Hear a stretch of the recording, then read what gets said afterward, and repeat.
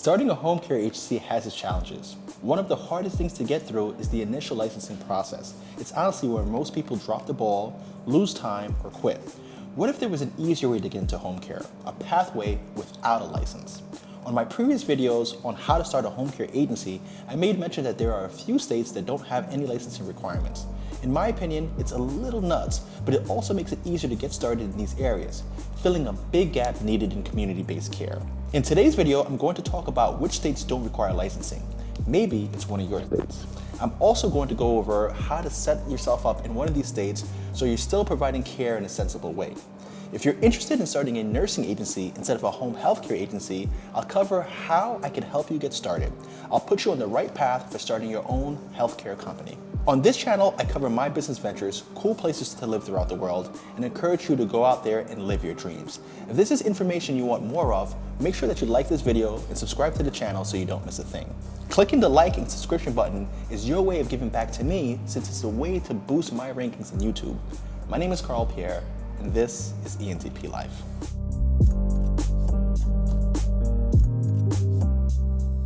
My home care agencies are in regulated states. When applying for my location in Florida, my consultant told me that there are unregulated states, meaning that there was no licensing requirement. I was floored and I really couldn't believe it.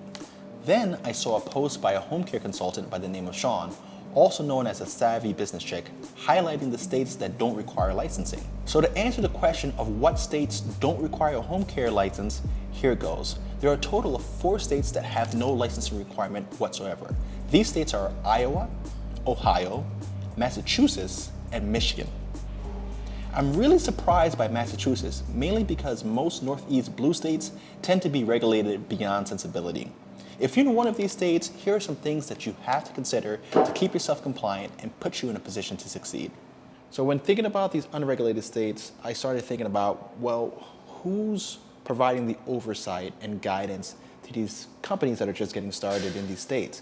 Remember, there's going to be patients' lives that are at stake here, and you really have to have a good sense of how to properly organize yourself to provide appropriate patient care, but also how to organize yourself from an administrative standpoint. And when you go through the traditional licensing process, everything about that licensing process is about the state regulations, as well as things that you should be doing in best practices for the industry. Additionally, in most of the states that are licensed, they require you to have an accreditation body or frequent surveys. So I just don't see how companies are going to stay in line if they're not accredited or have some sort of authority figure breathing down their necks and making sure that they're staying compliant. So if you're in one of these states, here are my suggestions to you to ensure that you stay on the up and up and don't ever put yourself at risk and are even prepared if your state were to go the license route. My suggestion is to definitely get accredited by one of the accreditation bodies, regardless of whether or not your state requires it. That accreditation body will then play the big brother role, really supervising what you do as an organization and giving you the framework that is typical of most states. Or you should hire a consultant that gives you policy and procedures and a framework that you could follow in one of your neighboring states. Usually across state lines, things tend to be quite similar. Like when I started my agency here in Florida, I saw that there was a lot of overlap in the regulations between New York and Florida, and that there were common threads as you went to different states. So these commonalities are going to be expressed in a neighboring state. So if you work with a consultant in a neighboring state, you're going to get at least a framework that's going to allow you to stay structured and be in a position to be compliant. Also, if you go the Medicare route, I'm almost certain that Medicare is going to require that you have an accreditation body reviewing your work. So it's not just, a free-for-all, right? So make sure that you work with a consultant, get policy and procedures, and also hire an accreditation body and get accredited, and that'll be the best thing that you can do to keep you on the right path. In all the other states, home health care is really regulated and honestly not for everyone. You need to be both clinically and administratively strong. However, there is a viable alternative that I'm helping healthcare entrepreneurs set up. That alternative is healthcare staffing.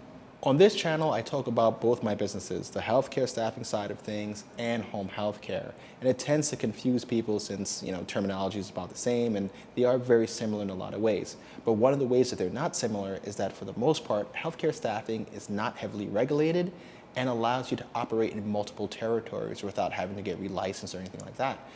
Every state that I go to and almost every county that I go to, I have to go back to the Department of Health and register in that state and get additional licensing. With healthcare staffing, that's not necessarily the case, because in healthcare staffing, you're functioning as a middleman between the provider, that is the licensed entity, and the workers. You're going out there playing the role of the recruiter, finding people to fill shortages for other entities like hospitals, skilled nursing facilities, and even home care agencies are using staffing firms to fill their vacancies and perform the visits. However, the licensing requirement is on the provider itself. So if you want to avoid getting into the red tape of licensing, healthcare staffing might be the pathway for you. If you're interested in starting your own healthcare staffing company, use my link right down below to register for Passive Workforce. Premium registration gets you set up with the key documents you will need and some direct mentoring by me. If you're dead set on starting a home healthcare agency and you need a consultant for your startup, reach out to Sean, the Savvy Business Chick, or email me at info@entplife.com so that I can link you with the consultants that I worked with in the past. Thanks for joining me here on ENTP Life. Stay tuned for a major announcement and redirection of this channel in the next few weeks. There's so much happening right now, and I can't wait to share it all with you. I'll see you in the next one. Take care.